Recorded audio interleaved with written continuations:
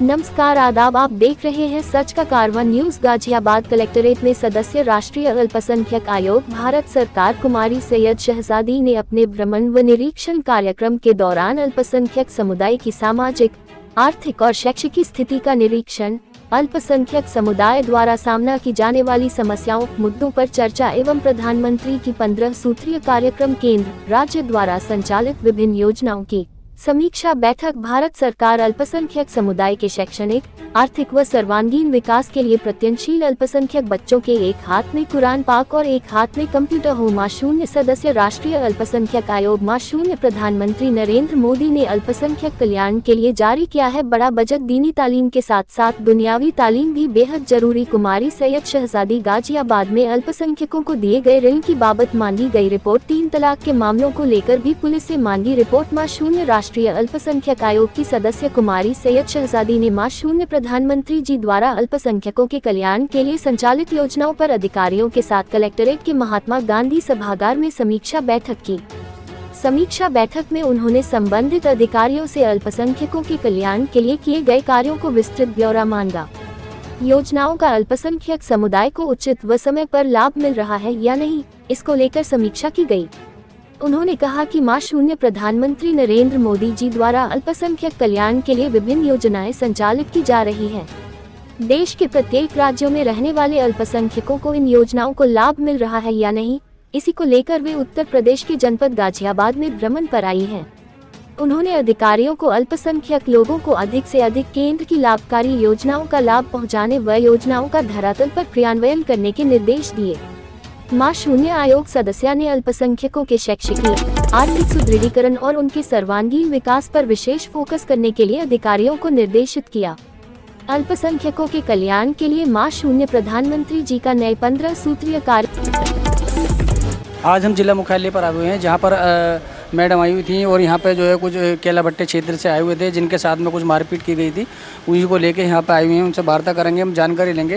Madam, थोड़ा बताइए, जो आपने यहाँ अपनी मांग रखी, बात रखी है अपने यहाँ का, उसके बारे में थोड़ा विस्तार से ज़रा बताइए। जी मैम, सर मेरे साथ 9 तारीख को मेरे परिवार के साथ कुछ दबंग लोगों ने बहुत मारपीट की थी, जिसके पक्ष में मैं आज मैम से मिलने आई थी, जिन्होंने जिस कार्रवाई की जाँच के लिए उन्होंने CBI को सौंपी है। हम जो ये जांच कर रहे हैं, हम इससे संतुष्ट नहीं थे, तो मैडम ने ये जांच CBI को सौंप दी है। तो इसमें जो है आप कितनी संतुष्ट है जो जांच CBI को सौंपी है सैयद जी ने? बिल्कुल, मैं बिल्कुल संतुष्ट हूँ और मुझे यकीन है कि वो मेरे पक्ष में न्याय कराएंगी। तो क्या नाम है आपका? मेरा नाम अफसाना है।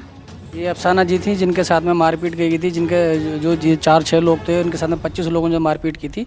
तो उसी में आज इनके साथ में इनके जो केस को लेके जो है वो वार्ता की गई थी, जिसमें केस को CBI के अंडर में दे दिया गया है। अब आगे देखते हैं कि क्या होता है। आप देख। अस्सलाम वालेकुम रहमतुल्लाहि व बरकातुहू। नमस्ते। आज हमारे गाज़ियाबाद में यहाँ पर हमारे district collector and additional SP और ऑल डिपार्टमेंट के साथ मीटिंग हुई है। इसमें कुछ माइनॉरिटी के मुद्दे को लेकर एक्चुअली इसका मेन मकसद है 15 पॉइंट प्रोग्राम जो है वो उसका इम्प्लीमेंटेशन ग्राउंड लेवल में कहाँ तक हो रहा है और कैसे चल रहा है, और माइनॉरिटी के अपलिफ्टमेंट के लिए सरकार, केंद्र सरकार और राष्ट्रीय सरकार क्या कर रही है, और जो भी स्टेट गवर्नमेंट और सेंट्रल गवर्नमेंट से जितने भी स्कीम्स है ग्राउंड लेवल पर कहाँ तक इम्प्लीमेंट हो रहा है, इस विषय पर लेकर चर्चा हुई है। कुछ डिपार्टमेंट से डाटा नहीं मिला, बाकी तो सब ठीक है। और हमने उनको बोल दिया है कि वो रिपोर्ट कमीशन को भेजें कि हमारे यहाँ कितने लोगों को स्कॉलरशिप मिला वगैरह, जैसे कुछ डाटा नहीं आया वो भेजने के लिए कहा है। जैसे लोन्स है, नहीं जैसे लोन्स है, हमारे माइनॉरिटी को यहाँ पर गाज़ियाबाद में कितने लोन्स मिले, लोन तो 10% बोल रहे हैं, तो मैंने लिस्ट मंगाया है, वो भेजेंगे इस पर। और कोशिश है कि जो मोदी जी सबका साथ सबका विकास सबका विश्वास चाहते हैं, जो मुसलमान के हाथ में एक हाथ में कंप्यूटर और एक हाथ में कुरान शरीफ चाहते हैं, तो उसके इम्प्लीमेंट के लिए ये प्रोजेक्ट जितना भी चल रहा है, जहाँ पर अब देख रहे हैं सबसे ज़्यादा बजट माइनॉरिटियों के लिए दिया है। ओनली तेलंगाना में, जहाँ से मैं बिलोंग करती हूँ, हैदराबाद से, 204 माइनॉरिटी रेसिडेंशियल स्कूल्स है, जिसका 747 करोड़ बजट है सर सिर्फ स्कूलों के लिए। तो ऐसे कई मुद्दे हैं, और 3 तलाक के केसेस के बारे में भी हमने इंक्वायरी की थी। अभी ये कह रहे एडिशनल SP साहब कि इनके पास अभी तो कोई ऐसी रिपोर्ट नहीं है, लेकिन वो इंक्वायरी कर भेजेंगे कमीशन को। तो ये सब मुद्दे पर मीटिंग हुई थी, खास करके एक मैनाटिक डेवलपमेंट के कॉन्सेप्ट से जो स्टेट और सेंट्रल के इम्प्लीमेंट चल रहे हैं स्कीम्स, उसके बारे में। मैडम, हाल ही में यूपी गवर्नमेंट ने मदरसों को लेकर के एक सर्वे कराया है और कई सारे जगहों पर अवैध तरीके से मदरसा चलते पाए।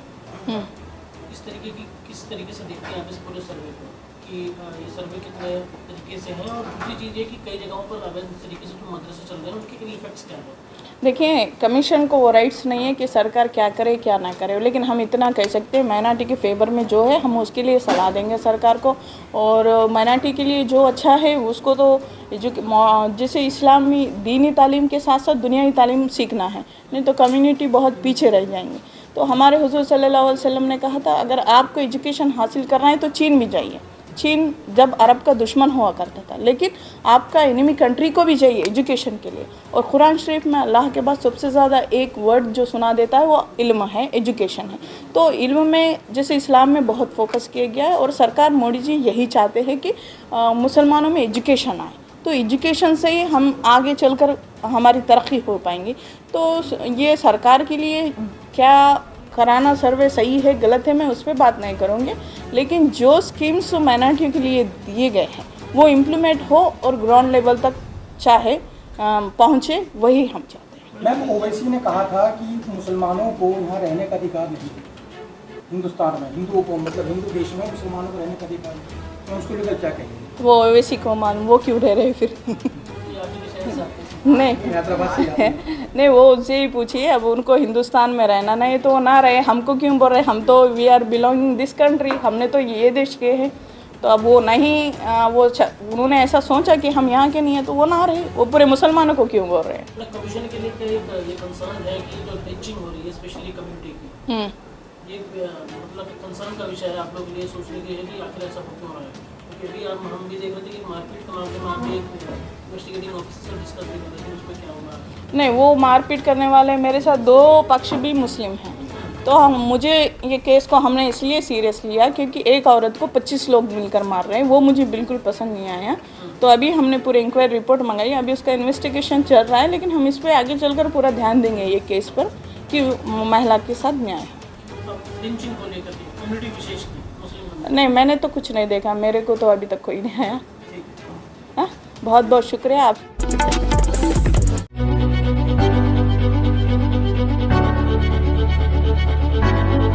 लाइसेंस की दुनिया का बेमिसाल संगम, हर खुशियों को लेंगे आप जीत, बस अपने जीवन में इस्तेमाल करें। 71775